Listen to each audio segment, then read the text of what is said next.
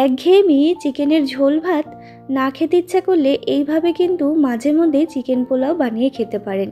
এটা বানানো ভীষণ সহজ এবং খেতেও কিন্তু খুবই টেস্টি হয়।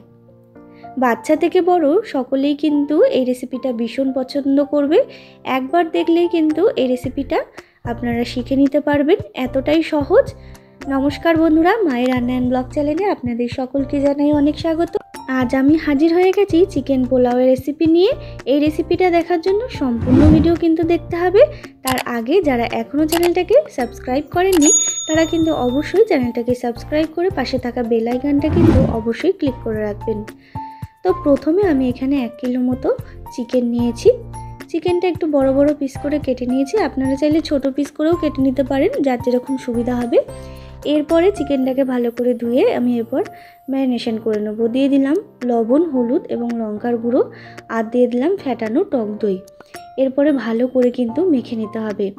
খুব ভালো করে মেখে কিন্তু এটা প্রায় আধা ঘন্টার মতো রেখে দিন, তাহলে কিন্তু চিকেনটা অনেকটা পরিমাণ সফট হয়ে যাবে আর চিকেনের ভেতরে ভালো মতো কিন্তু নুন হলুদটা ঢুকে যাবে। এরপর আমি এখানে বাসমতি চাল নিয়েছি। এই বাটিটার 2 বাটি মতো বাসমতি চাল নিয়েছি।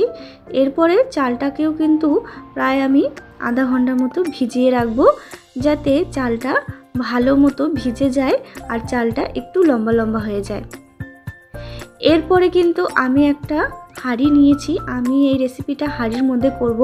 আপনারা চাইলে কড়াইতেও করতে পারেন, আবার প্রেসার কুকারেও করতে পারেন।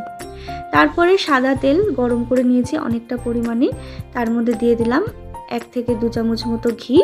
এরপরে ফোড়নে দিয়েছি গোটা জিরে, বড় এলাচ, জায়ফল এবং গোটা গরম মশলা। ফোড়নটাকে কিন্তু একটু ভেজে নিতে হবে। তারপর ফোড়নটার যখন একটা মিষ্টি গন্ধ বেরিয়ে যাবে, এখানে দিয়ে দিতে হবে পেঁয়াজ কুচি। এইখানে প্রায় আমি 3টে মতো পেঁয়াজ কুচি ব্যবহার করেছি। পেঁয়াজটাকেও হালকা লাল করে ভেজে নিয়েছি।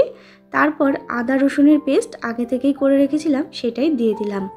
এরপরে ভালো করে কিন্তু আদা রসুনের পেস্টটা দিয়ে ভেজে নিতে হবে, যাতে আদা রসুনের যে কাঁচা গন্ধটা বেরোয় সেটা যেন একেবারে চলে যায়।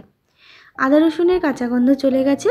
এরপর আমি কিন্তু ম্যারিনেশন করা চিকেনটা দিয়ে দিচ্ছি। ম্যারিনেশন করা চিকেনটা দিয়ে কিন্তু ভালো করে আবারও মিশিয়ে নিচ্ছি, যাতে চিকেনটার সাথে মশলাটা ভালো মতো মিশে যায়। তো দেখুন বন্ধুরা, চিকেনটার সাথে মশলাটা ভালো মতো মিশে গেছে আর চিকেনটা থেকে কিন্তু অনেকটা পরিমাণেই জল বেরিয়ে এসছে। এটাতেই কিন্তু চিকেনটা সেদ্ধ হয়ে যাবে। এরপরে দিয়ে দিচ্ছি পরিমাণ মতো লবণ, আর এখানে দিয়ে দিলাম ধনে গুঁড়ো।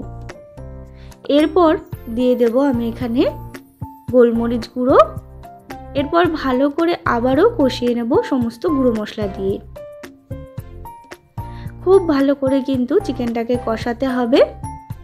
ঢাকা দিয়ে দিয়ে কষিয়ে নেবেন, তাতে চিকেনটা কিন্তু খুব ভালো মতো কষানোও হয়ে যাবে আর সেদ্ধও হয়ে যাবে। আবারও বলছি, আমি এখানে হাঁড়ির মধ্যে করছি, আপনারা চাইলে কিন্তু এটা কড়াইতে কিংবা প্রেসার কুকারে করতে পারেন। চিকেনটা কষানো হয়ে গেছে। এরপরে আমি দিয়ে দিলাম বাসমতি চালটা। চালটাকে ভালো করে ধুয়ে আমি কিন্তু জলে ভিজিয়ে রেখেছিলাম, তারপরে কিন্তু আমি জলটা ঝরিয়ে নিয়েছি। তো দেখুন, জলটা কিন্তু অবশ্যই ঝরিয়ে নিতে হবে। তারপর চালটার সাথে একটুখানি চিকেনটাকে মিশিয়ে নিলাম। তারপর আমি এখানে দিয়ে দিলাম 1 বাটি পরিমাণ দুধ। যেই বাটিটার আমি চাল মেপে দিয়েছিলাম সেই বাটিটারই কিন্তু আমি দুধ দিয়ে দিলাম, আর দিয়ে দিলাম পরিমাণ মতো জল। মানে যতটা পরিমাণ চাল নেবেন তার ডবল কিন্তু জল নিতে হবে। যেহেতু আমি এখানে দুধটা দিয়েছি তাই জন্য আমি ব্যালেন্সে দিয়ে দিলাম। এরপরে কিন্তু এখানে দিয়ে দিতে হবে পরিমাণ মতো আবারও লবণ। তারপর দিয়ে দিচ্ছি কাজু বাদাম আর কিশমিশ। এরপর ভালো করে কিন্তু একটুখানি নেড়ে নিতে হবে সমস্ত উপকরণ দিয়ে। এরপর ঢাকা দিয়ে কিন্তু প্রায় আধা ঘন্টা মতো রেখে দেব। আধা ঘন্টা পর ফিরে আসলাম। তো দেখুন বন্ধুরা, কতটা সুন্দর কিন্তু হয়েছে। একেবারে যে জলটা ছিল সেটা কিন্তু একেবারে টেনে নিয়েছে। এখনও একটু হালকা জল জল রয়েছে, এটা কিন্তু আর ঢাকা দেব না। এটা আমি এরমভাবেই কিন্তু রান্নাটা করে নেব। দেখে বুঝতেই পাচ্ছেন চালগুলো কতটা সুন্দর হয়েছে। এখনও কিন্তু একটু জল রয়েছে। তো দেখুন বন্ধুরা, এখন কিন্তু অনেকটা পরিমাণে জলটা একদম কমে গেছে। এরপরে কিন্তু আমি দিয়ে দিচ্ছি গরম মশলার গুঁড়ো। আমি এখানে ঘরে গরম মশলার গুঁড়ো তৈরি করেছিলাম, সেটাই দিয়ে দিলাম। আর একটু দুধ রেখে দিয়েছিলাম, একটু দুধের সাথে আমি কেশর মিশিয়ে রেখেছিলাম, সেটাও দিয়ে দিলাম। তারপরে দিয়ে দিলাম কয়েকটা গোটা কাঁচা লঙ্কা আর 1 চামচ মতো কেওড়া জল আর 1 চামচ মতো গোলাপ জল। এটা একেবারে অপশনাল, আপনারা দিতেও পারেন আবার নাও দিতে পারেন। আর দিয়ে দিচ্ছি আমি এখানে ঘি। এখানে প্রায় 2 থেকে 3 চামচ মতো আমি ঘি দিলাম।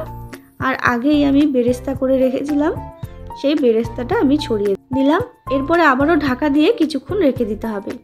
তাতে কিন্তু চালটাও একেবারে ঝরঝরে হয়ে যাবে আর এটা কিন্তু একদম তৈরি হয়ে যাবে। তো দেখুন বন্ধুরা, চালটা কতটা ঝরঝরে হয়ে গেছে। আমি কিন্তু লো ফ্লেমে রেখে দিয়েছিলাম, তারপরে গ্যাসের ফ্লেমটা অফ করে কিন্তু একদম রেখে দিতে হবে চাপা দিয়ে। আমার কিন্তু একেবারে তৈরি হয়ে গেছে এই চিকেন পোলাওয়ের রেসিপিটা। বানানো কিন্তু ভীষণ সহজ, আপনারা দেখে বুঝতেই পাচ্ছেন।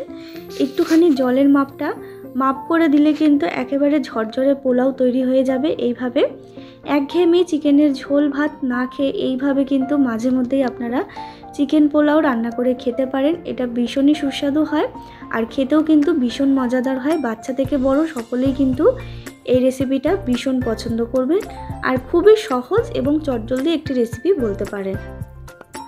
তো দেখে বুঝতেই পাচ্ছেন আমি কিন্তু এরপরে সার্ভ করে দিয়েছি। কতটা ঝরঝরে হয়েছে বন্ধুরা। বাড়িতে কিন্তু এইভাবে অবশ্যই ট্রাই করে দেখবেন, ভীষণই সুস্বাদু হয় আর খুবই ভালো লাগে খেতে। আপনারা যে কোনো ছোটোখাটো ঘরোয়া অনুষ্ঠানেও কিন্তু এটা তৈরি করতে পারেন, ভীষণই ভালো লাগে। তো বন্ধুরা, আমার এই রেসিপিটা কেমন লাগলো অবশ্যই কমেন্টে জানাতে ভুলবেন না। ভালো লাগলে অবশ্যই একটা লাইক করবেন, শেয়ার করবেন। আর যারা এখনও চ্যানেলটাকে সাবস্ক্রাইব করেননি তারা কিন্তু অবশ্যই চ্যানেলটাকে সাবস্ক্রাইব করে আমার পাশে থাকবেন নিত্য নতুন ভিডিও দেখার জন্য। আবারও হাজির হয়ে যাব নতুন কোনো রেসিপির সাথে। ততক্ষণের জন্য ভালো থাকবেন, সুস্থ থাকবেন। ধন্যবাদ।